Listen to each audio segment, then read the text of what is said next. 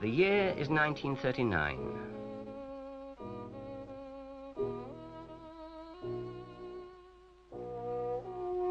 This is how a young man entering coal mining would have seen the industry. An industry of 750,000 men. There are nearly 2,000 mines, 14,000 men in mine management.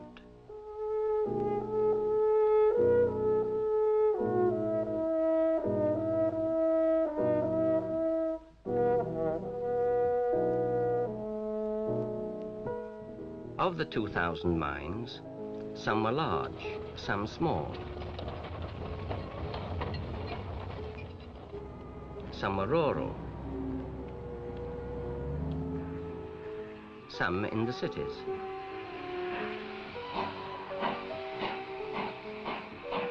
Between them, they raised nearly 240 million tons of coal each year.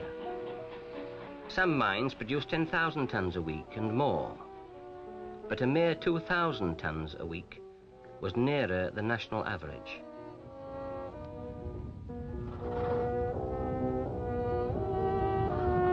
This is how the output was achieved during the late 30s and 40s.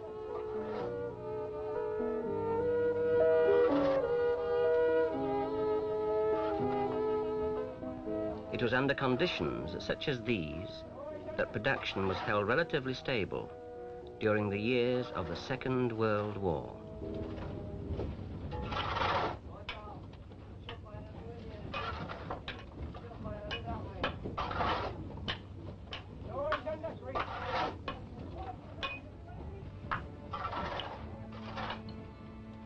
Underground, naked lights still gave illumination in some places. They were not to be displaced until the 1950s.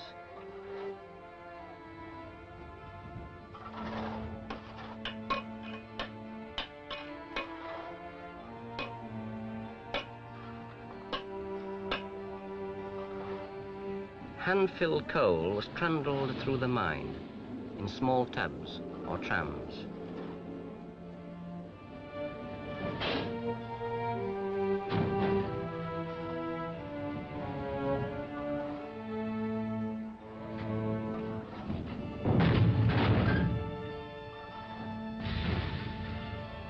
Haulage relied on muscle power or the ubiquitous pony. There were still more than 40,000 of them after the war had ended.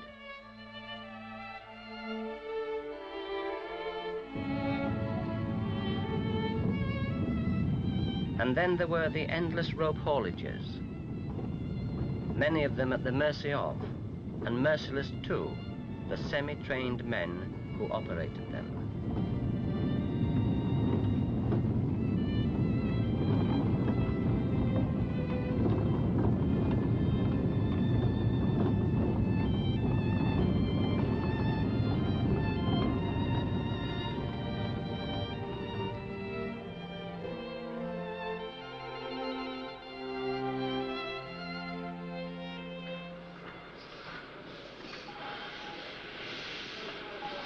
Winding was still by steam.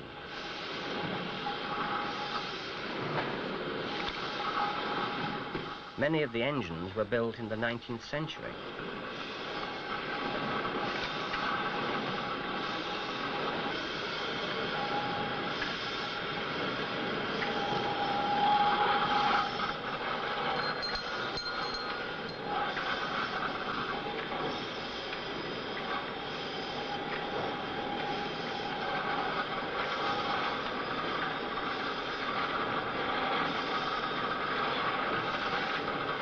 Men were wound down nearly as fast as the coal was wound up. Labor was cheap. Women, long prohibited from working underground, still lent their arms to hard and menial jobs on the surface. Coal preparation was a phrase for the future. Boys of 14 to 16 carried out repetitive jobs underground. On the faces, the traditional pattern of 3-cycle working. Undercut the coal by hand or by jib cutter. Drill. Charge and stem. Shot fire.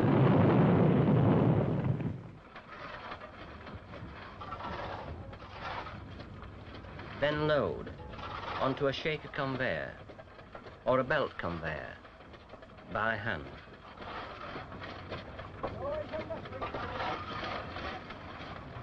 Set props and bars.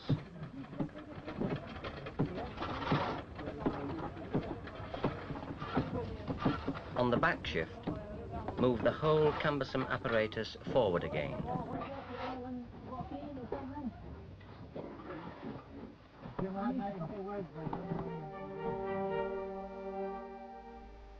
Identity within the community was strong.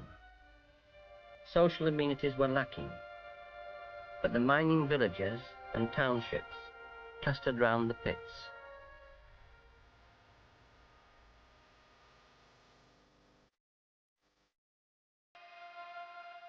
The sense of belonging to a community as well as an industry manifested itself at its strongest in the mining galas, in the Durham Big Meeting above all.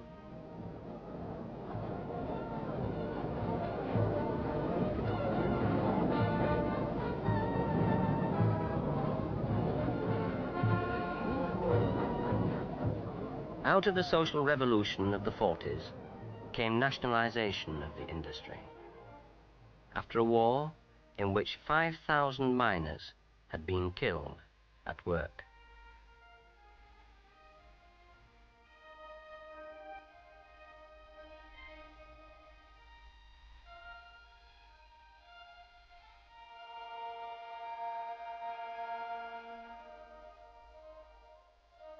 Now was to begin the period of most significant change. It made itself seen on the surface in the great reconstruction schemes of the 50s.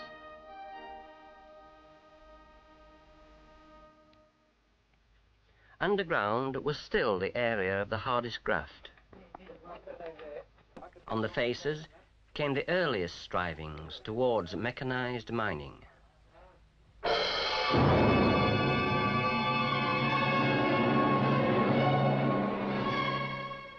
Some of the new machinery, like the coal ploughs, were adaptations of machines developed in Europe, particularly in Germany. Coal mining has always crossed the boundaries of nations.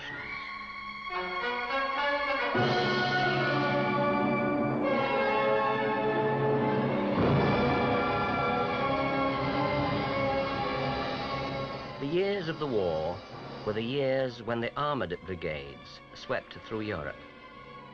Panzer means armour, and the armoured flexible conveyor dates from this time.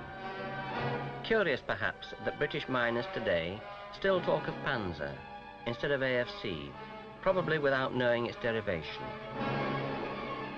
And without it, and the development of hydraulics in the mines, the modern method of support and of advancing the face would not have been possible.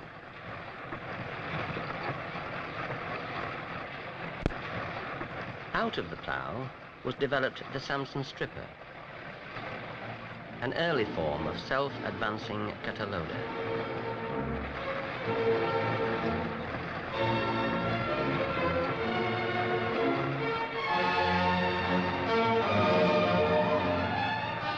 Then came the Hewett slicer with its oscillating blade pattern.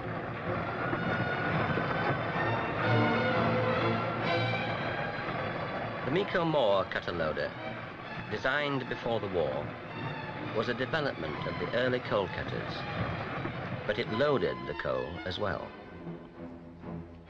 Under the post-war Lend-Lease agreement, equipment came from across the Atlantic.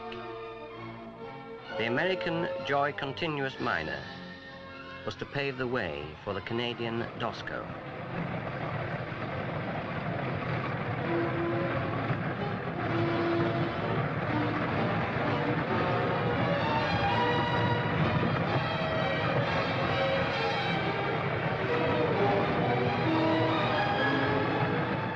Marietta came into use in roadway drivage and in headings.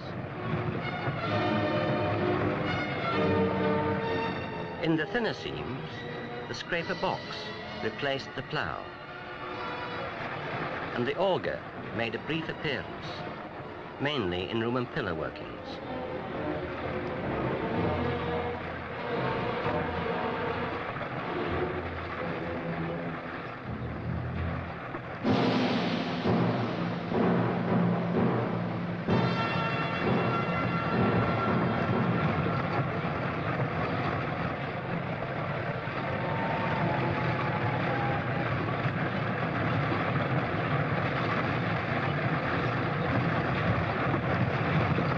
Attempts were made to speed up haulage and transport of coal by means of local inventions, like the Lambton worm.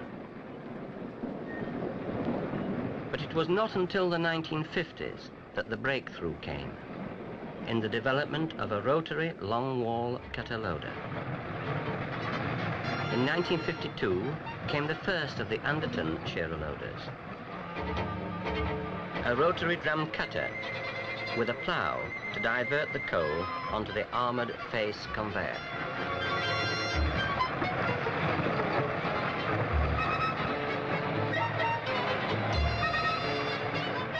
Improvised attempts were made to simplify cable handling.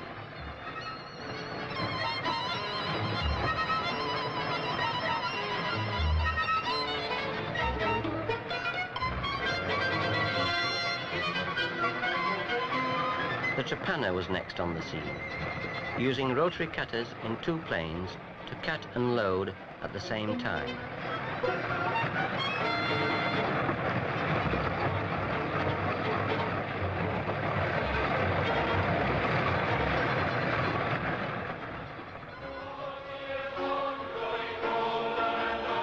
Next, the continuing developments of the shearer.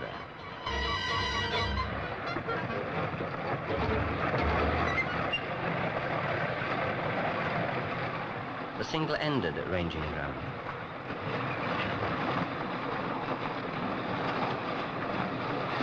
The double-ended.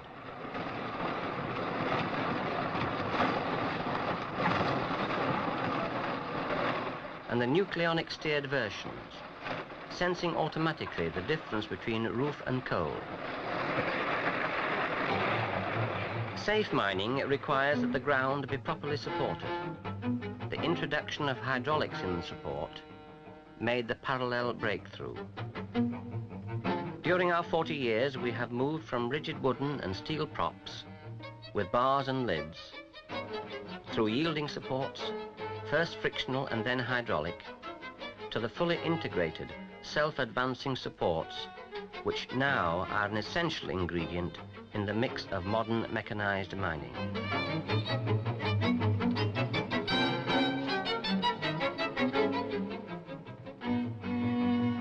Today, the emphasis is towards keeping up drivage of roadways, with the rapid advance of which the face is capable. The fast drivage of headings is essential to enable retreat working to expand.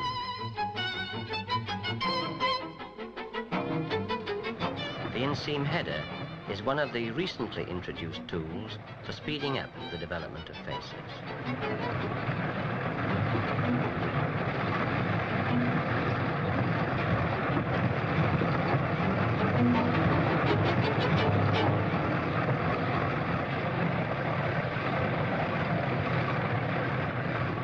With fewer men and even more costly machinery, it becomes possible to establish coal faces we only dreamed about 20 years ago, in the early high-flown idealism of the remotely operated long-wall face.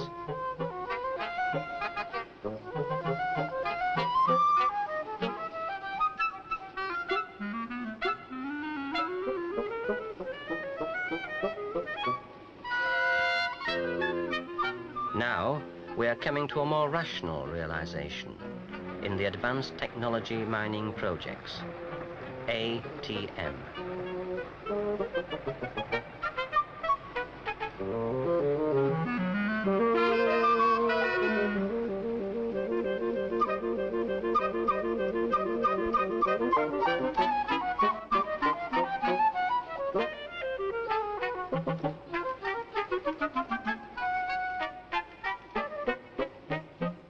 day of the £3 million face is not far off. But painstaking though our progress has been, we can still take pride over the years in the introduction of British longwall mining techniques and in the use of British mining machinery to the other coal mining nations. Coal mining has always been international. Leave the face now and retrace our steps. After 40 years, the picture has changed.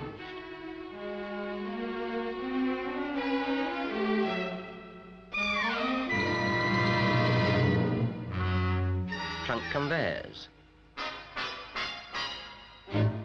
automatically monitored manless transfer points, bunkers,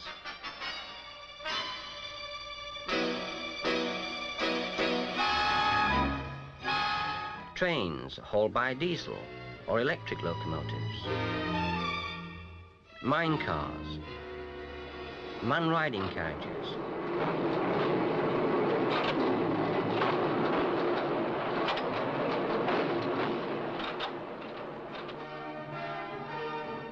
skip winders, and big cages.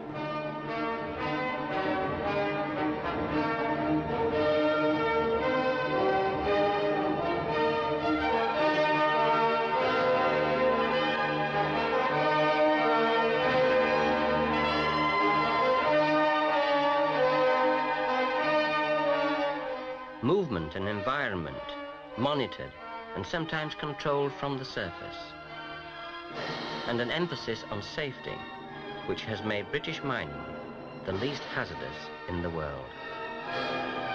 Inevitably, there are now fewer men, more machines, more systems. Are these fewer men better men? They are undoubtedly more privileged men, but they are still miners.